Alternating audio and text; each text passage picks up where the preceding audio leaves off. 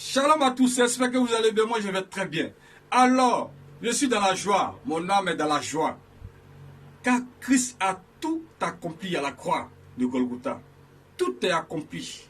Son sang est versé pour nous libérer de tout. Donc désormais, de l'esclavage, nous sommes passés à la liberté. Nous avons aussi bénéficié aussi de toutes les grâces rattachées à notre vie, dont nous prenons la position initiale qu'Adam avait dans le jardin d'Éden avant la désobéissance. Donc nous avons la vie sauvée. Nous avons la paix, l'amour, la joie, la prospérité. Nous avons tout. En plus du salut, Dieu nous redonne tout ça. Donc on nous redonne tout ce qu'Adam avait perdu par son Christ Jésus. Donc désormais, nous sommes affranchis et nous sommes riches. Nous ne sommes pas pauvres.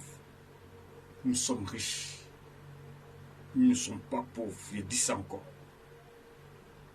Donc j'ai du mal à comprendre les personnes qui disent que ça c'est l'évangile de la prospérité. Non, frère. L'évangile de la prospérité n'existe pas. Et l'évangile de la prospérité n'a jamais existé.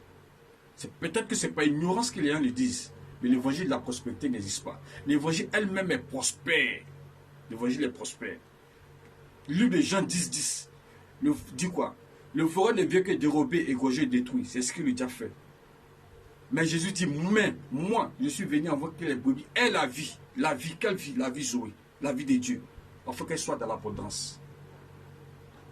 La parole de Dieu dit encore que voici les miracles qui accompagneront ceux qui auront cru.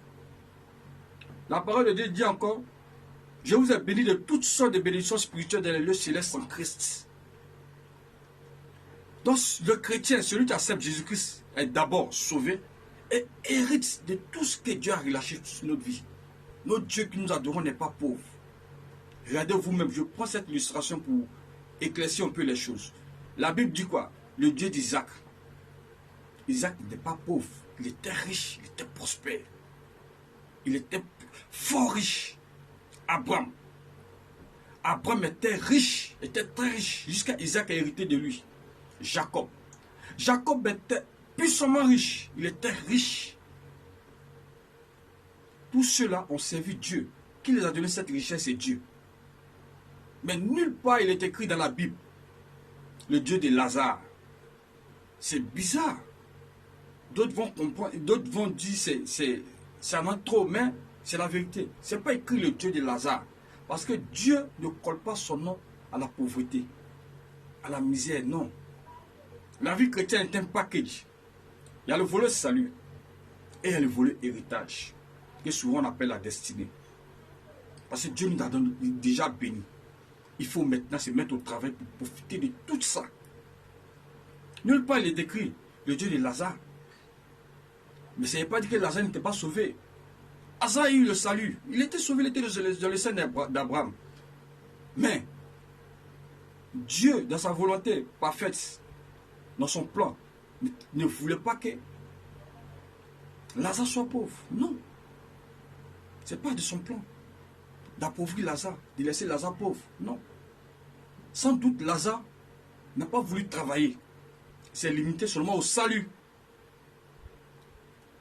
Et on voit d'autres personnes qui disent ici, l'argent va me faire perdre le salut. Moi, je vais rester pauvre. Non, frère, tu ne dois pas rester pauvre. Parce que, en plus du salut, toutes ces grâces-là t'accompagnent. Donc, quand tu as seulement le salut, ça ne suffit pas. Dieu t'envoie dans cette société pour venir réinventer la société. Parce qu'il t'envoie pour un but. Donc, quand tu te prives de ces choses-là, tu égares beaucoup d'hommes. Si tu te mettais au travail, peut-être que tu allais nourrir des familles, sauver même des vies. Mais il ne faut pas t'encaparer seulement de la parole pour sauver ton âme. Ça ne suffit pas. Il faut se mettre au travail. Il faut se mettre au travail.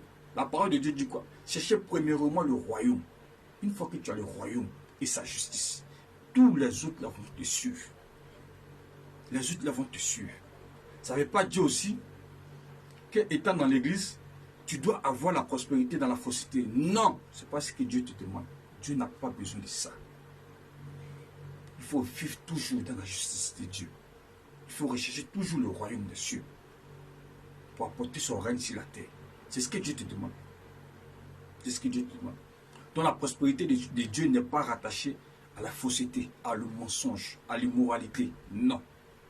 On peut être riche avec Dieu, être saint.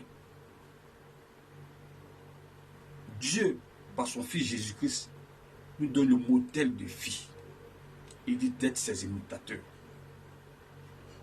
D'être ses imitateurs. C'est ce qu'il nous demande. De marcher selon les principes de Dieu. Avoir le salut. Et toutes ces grâces-là nous accompagneront.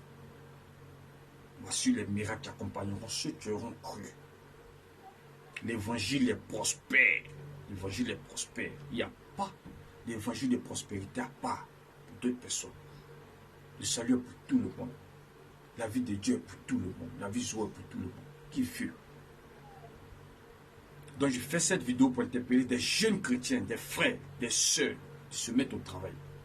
Nous avons la victoire maintenant. Nous avons le Saint-Esprit qui nous conduit dans toute la vérité. Nous devons nous engager pour réinventer la société. Nous devons nous engager pour réinventer tout ce que l'ennemi est venu mettre dans notre société. Nous n'avons pas besoin de croiser les bras et puis conspirer seulement pour aller au ciel. Non, non, non. Dieu ne nous appelle pas seulement pour ça. Dieu ne nous appelle pas seulement pour ça. La religion en elle-même ment. La religion est menteuse. C'est la religion qui enseigne des choses. Ce n'est pas normal. Christ même était poursuivi par les religieux. Christ lui-même dans son vivant, il était sur la terre, parce qu'il est toujours vivant. Christ était sur la terre, était incompris par les religieux. Les religieux me le chassaient. Le seul, peut-être qui s'approchait de lui, qui voulait plus comprendre, et qui a compris, c'était Nicodème. Il a posé la question, comment est-ce qu'un homme peut atteindre des niveaux? Vous voyez, un chef religieux n'avait même pas tous ces mystères. Il ne savait pas. Donc la religion est limitée. Je parle aussi et m'adresse aussi à tous nos frères kamites qui sont frustrés. Parce que pour eux, les Blancs sont venus avec une religion. Ils sont venus avec la religion pour endormir l'esprit des Africains. Frères, vous n'avez pas besoin d'être frustrés. Vous n'avez pas besoin d'avoir mal jusqu'à ce point. Vous devez aimer votre prochain. Les colonisateurs ont fait ce qu'ils pouvaient faire. Ils ont fait le mal, ça c'est vrai. Mais vous devez pardonner, passer à autre chose. Jésus vous sait. Véritablement. Ça ne sert à rien de créer une religion telle que le kamicisme pour venir boycotter l'évangile. L'évangile c'est la vérité. L'évangile c'est la bonne nouvelle.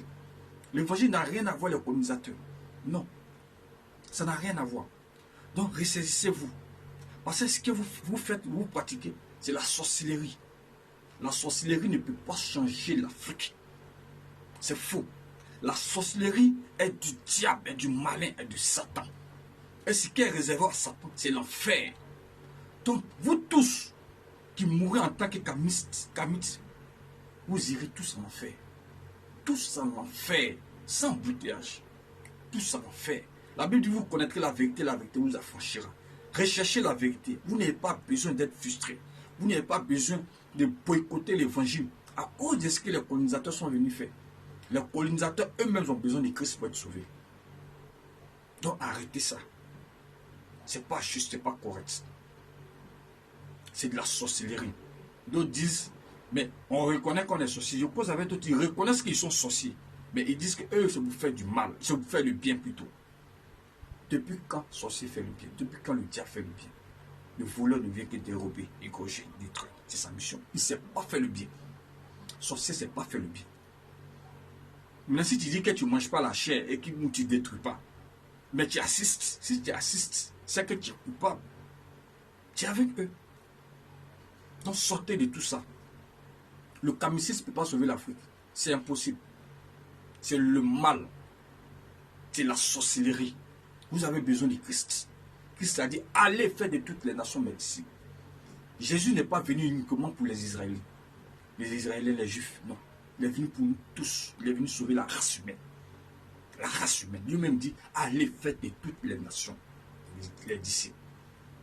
Parce que vous avez besoin aussi du salut. Jésus est venu racheter la race humaine. La race humaine. Jésus est venu racheter la race humaine. Donc tu attends le son de ma voix. Il faut que tu changes de position. Parce que Jésus-Christ t'aime. Il t'aime véritablement d'un amour frère. Il ne te juge pas pour ce que tu fais. Tout ce qu'il attend de toi, que tu viennes à lui. Jésus a dit quoi? Il dit quoi? Dieu dit quoi lui-même? Il a envoyé son Fils unique pour sauver le monde. Pas pour juger le monde, mais pour que le monde soit sauvé par lui. Jean 3, 17. Frère, tu as longtemps entendu parler de Jésus. C'est maintenant que tu dois l'expérimenter. La Pâque que nous avons faite là, c'est la victoire des hommes. Donc, pour bénéficier de cette grâce, de cette victoire, il faut accepter Jésus comme Seigneur sauveur personnel. Il n'y a pas autre chose encore. C'est lui seul qui donne le salut. Et c'est lui seul qui nous donne notre destinée glorieuse en Christ. Sans lui, il n'y a pas de vie.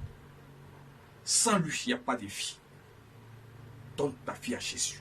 Donne ta vie à Jésus. Jeunes chrétiens, nous devons réinventer la société. Nous devons nous lever véritablement devant des débouts. Engageons-nous pour l'œuvre de Dieu. Soyons des débouts. Restons connectés à Dieu. Évitons l'immoralité. Évitons tout ce qui n'est pas de Dieu. Marchons dans la vérité, dans l'amour, dans la vérité. Parlons de lui autour de nous. C'est pas juste d'autres disent je respecte sa religion. Tu respectes sa religion, mais tu sais qu'après sa mort, il ira en enfer. Tu sais. Donc si tu ne l'aimes pas de lui, tu ne comprends pas. Prie. Prie pour lui. Tant qu'il n'est pas encore sauvé, ne laisse pas. C'est ta mission. Peut-être que c'est ta croix. J'espère que tu as compris. Si tu as aimé la vidéo, like, partage, ça peut aider un frère. Frère, ensemble, on doit réinventer la société. Jeunes chrétiens, on doit réinventer la société. Parce qu'il y a trop de mensonges en l'air. Trop de mensonges. Trop de mensonges. On doit rejeter ce mensonge-là dans notre société. On doit établir la réalité. Le règne de Dieu. On doit établir le règne de Dieu sur terre. Parce que Dieu continue pour ça. Je vous aime. Likez, partagez, ça peut aider un frère. Ensemble. Ciao, ciao. Au revoir.